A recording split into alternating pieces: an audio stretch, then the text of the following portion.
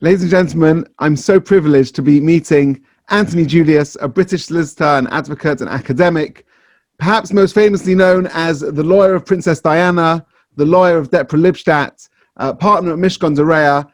Thank you so much for your time, Mr. Julius. How are you?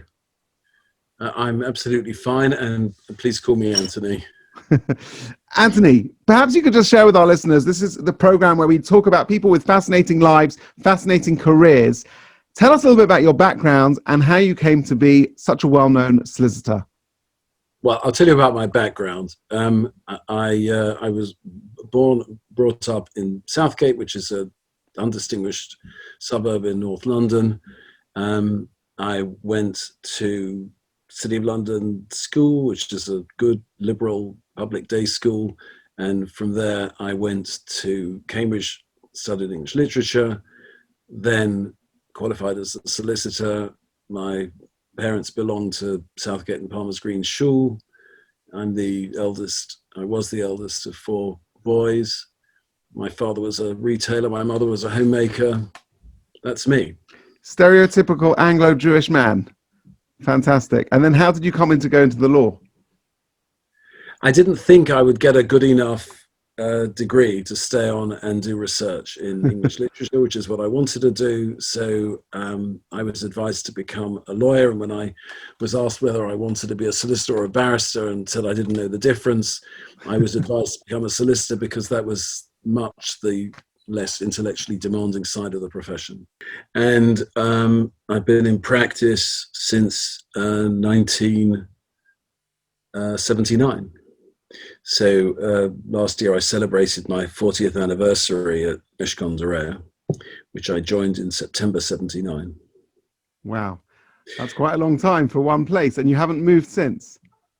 No, I've moved in different directions. In addition, I'm also a professor in the law faculty at UCL, and I have one or two business positions, but I have always been faithful to Mishkans for my legal practice. That's incredible. Tell me, perhaps you could tell us a little bit about Lord Mishcon, the founder of Mishcon de Reya, who I presume you remember well. Yes, I mean he was a most interesting person who combined a very strong commitment to the Anglo-Jewish community with a strong political commitment to the Labour Party.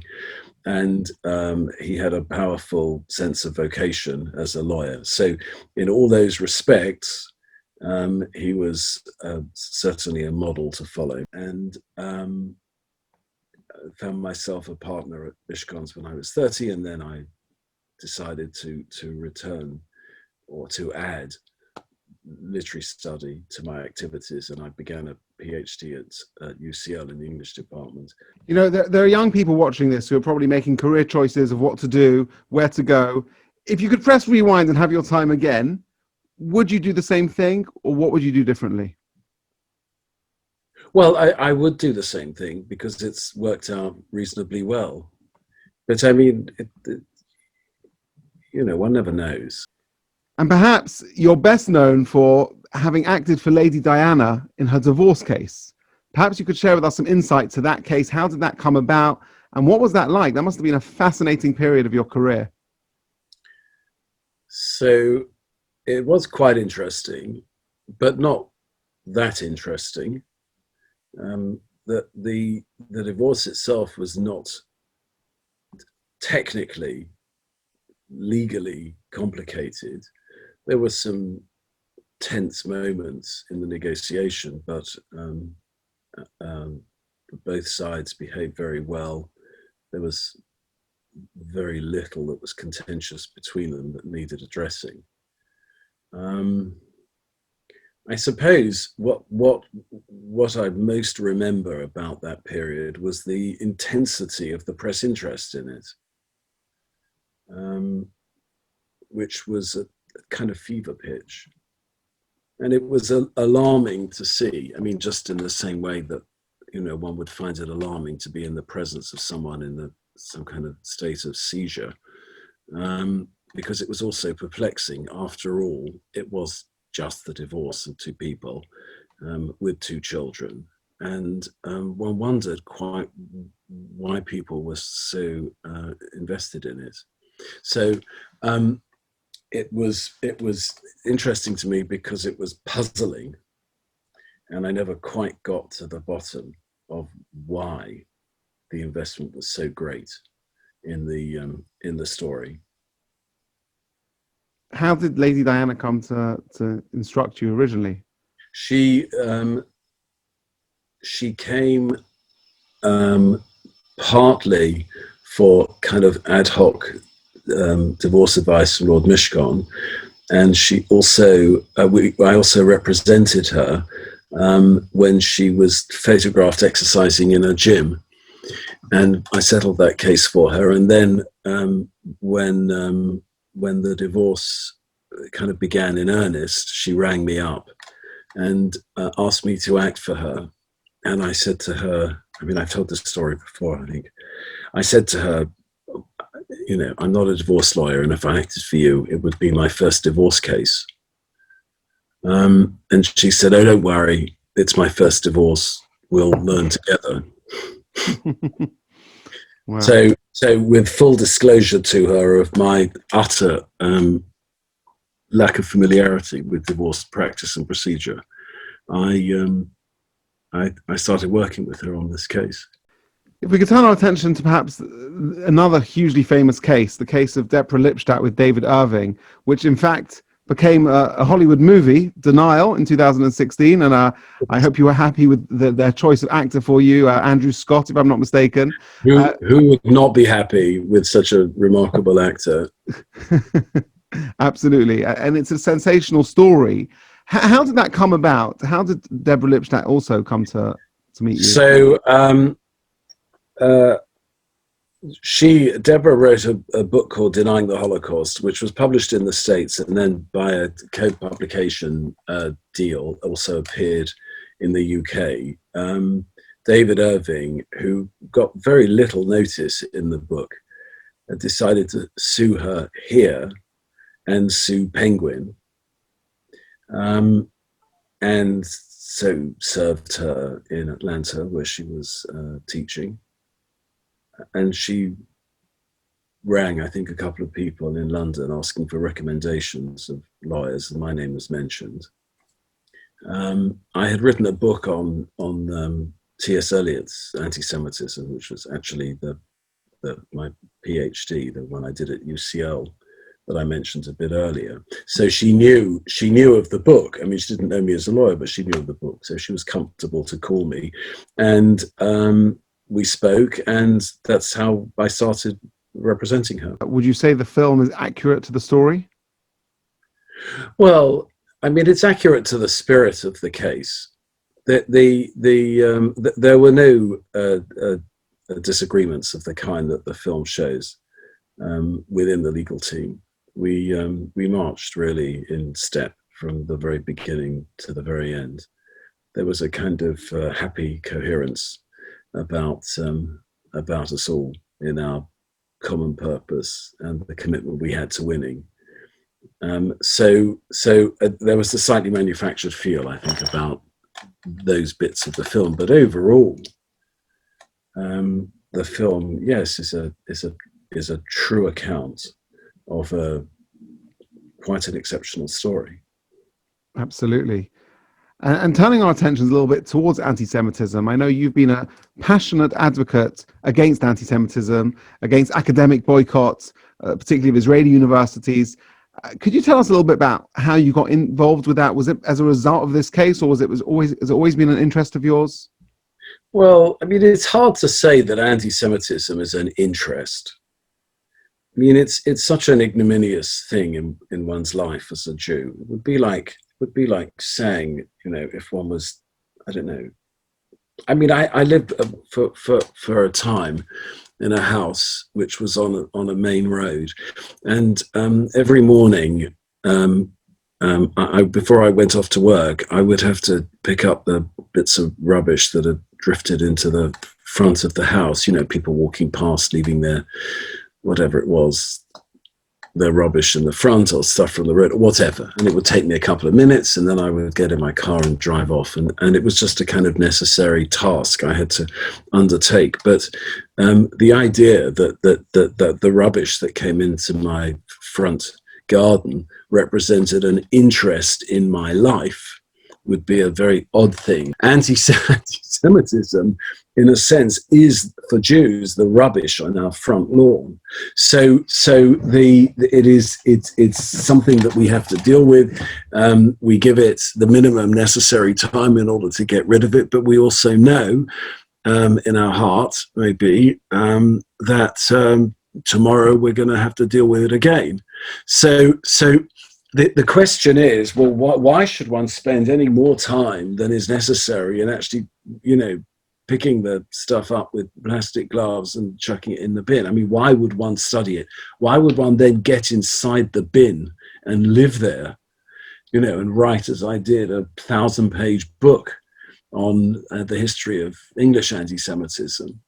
And it's a question that I ask myself from time to time. And if you want to pursue that, I can answer it. Please. But, why did you get in the bin? Why did you do it? Why did I get in the bin? Well, first of all, because I thought it was important to explain to people who were not anti-Semites what the history of the rubbish actually looked like, so that no one would ever be able to claim that they were justifiably ignorant of the history. I partly wrote it because I wanted to help my fellow Jews understand the scale and dimension of the challenge that's faced us, not just this generation, but previous generations. I mean, to the extent of my ability, I wanted to do that. But also because it has some kind of intellectual interest. Let me ask you, having been so public about your abhorrence of anti-Semitism, have you found a rise in personal anti-Semitism? Have you seen it get worse personally? No, I mean, I wrote for anyone who's interested in having a look at it in the introduction to my book, Trials of the Diaspora. I mean, if only to kind of show my hand and disclose my own kind of investment or engagement in the subject of study.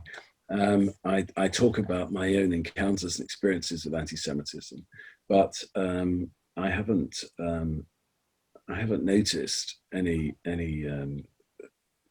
increase. I mean, and for English Jews, anti-Semitism is intermittent background, static in our lives, with some exceptions. I mean, some Jews suffered much more than that, and sometimes the static can reach,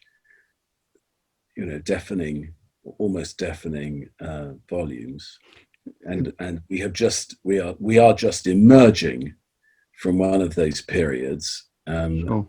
The point of emergence, I think, being the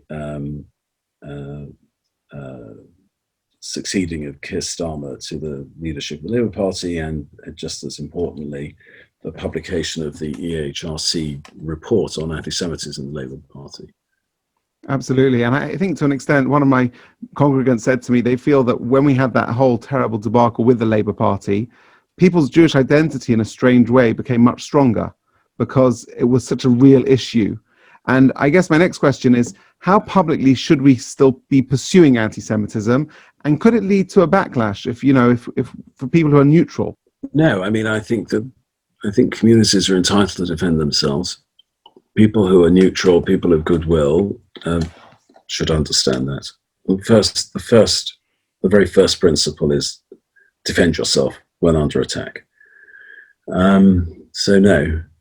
I mean, the question of Jewish identity, of course, is a very interesting and very complicated one. When I was litigating, in this respect, when I was litigating the Lipstadt case, I felt that too much of my thinking about being Jewish was tied up with anti-Semitism. So I wrote a little book called Idolizing Pictures, which was published, I think, just a bit after, about the Second Commandment, the prohibition against false worship of God through images, as well as the worship of false gods.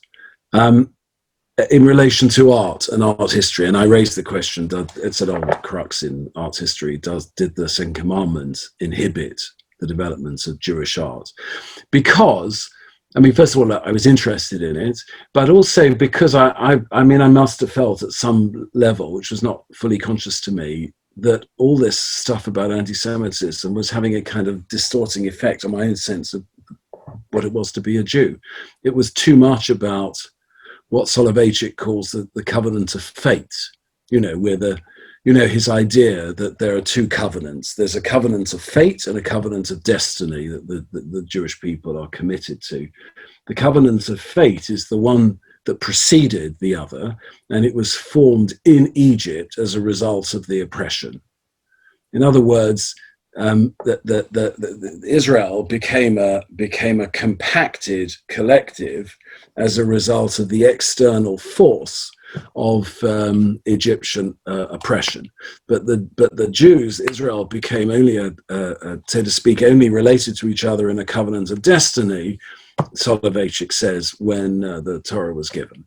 So in other words, when there was some positive content to their Jewish identity, rather than being an identity constructed by reference to oppression. So I suppose in my own, very, very minor way, I had a sense of that dual kind of covenantal identity being put under pressure, because the more one thinks about, and who wants to spend, apart from perhaps a rabbi, who wants to spend the whole of their lives thinking about the Jewish bit of their identity? We are all so much more than one element, aren't we? We're British. Well, one might think it underpins your entire identity. Its identity is a complex amalgam of many loyalties and affiliations and attachments. I'm highly suspicious of people who want to privilege one over others, and I think that way, that's the gateway to a certain kind of fanaticism. But in any event, who wants to spend their time thinking, to the extent that they do think about their Jewish identity, solely by reference to anti-Semitism? Sure, that's a negative association. Anti-Semites are worthless. Sure. Let's talk a little bit about Judaism. I'm curious to know, what part does Judaism play in your life, and do your Jewish values influence the way you work, the decisions you make, and the way you act for your clients? Does it have an impact? Well, the two separate questions. I think I'm essentially with Isaiah Berlin with one nuance on this. Berlin once asked, "What does it mean to you, Professor Berlin, to be a Jew?" And he said, "A Jew is a Jew, like a table is a table. That's it." In other words, it is a fundamental given of your existence. What you do with it, that's a separate matter. But what matters is its givenness. So I kind of think that, but the complication is there is an aspect of Jewish practice and a kind of an aspect of the Jewish take on life, as I understand it, which does interest me, and that goes right back to the first Jew, to Abraham. And to his what I might call his pre-Lech Lecha period. That's to say, when he was a dissenting, oppositionist, public intellectual, berating the pagan Chaldeans for their polytheism and their idolatry.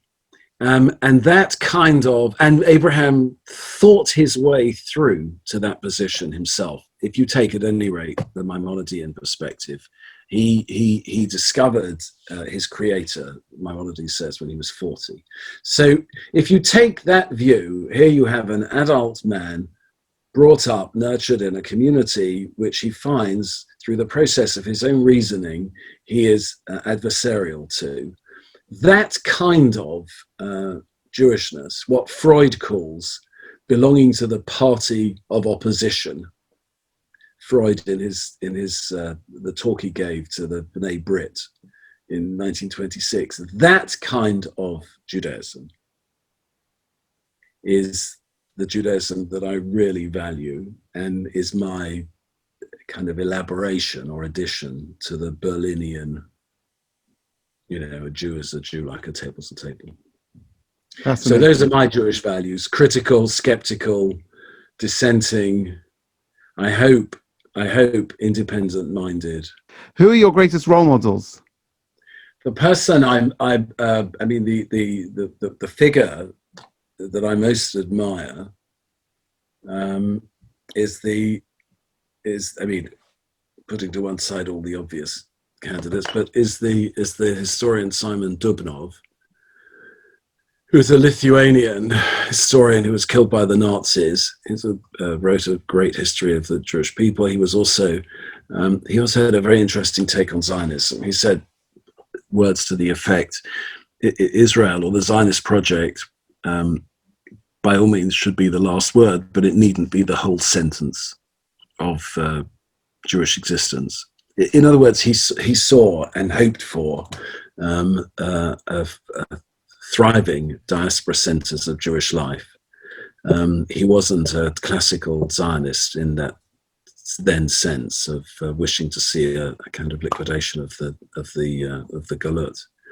So for his integrity and his deep commitment to Jews, but at the same time a kind of slight critical distance from all the political orthodoxies, because his position in the end was Dubnovian rather than anything larger than that. When he was awaiting execution along with many other Jews in the town where he lived, his last words were to somebody who he hoped might survive: write, scribe, record what you see. That sense of giving witness. Sure. And maintaining continuity of Jewish existence under the most appalling and extreme of circumstances, that also, of course, is immensely to be valued and honoured. Sure. Anthony Julius, thank you so much for your time. This has been a real privilege for me, and I really appreciate your time. Thank you so much.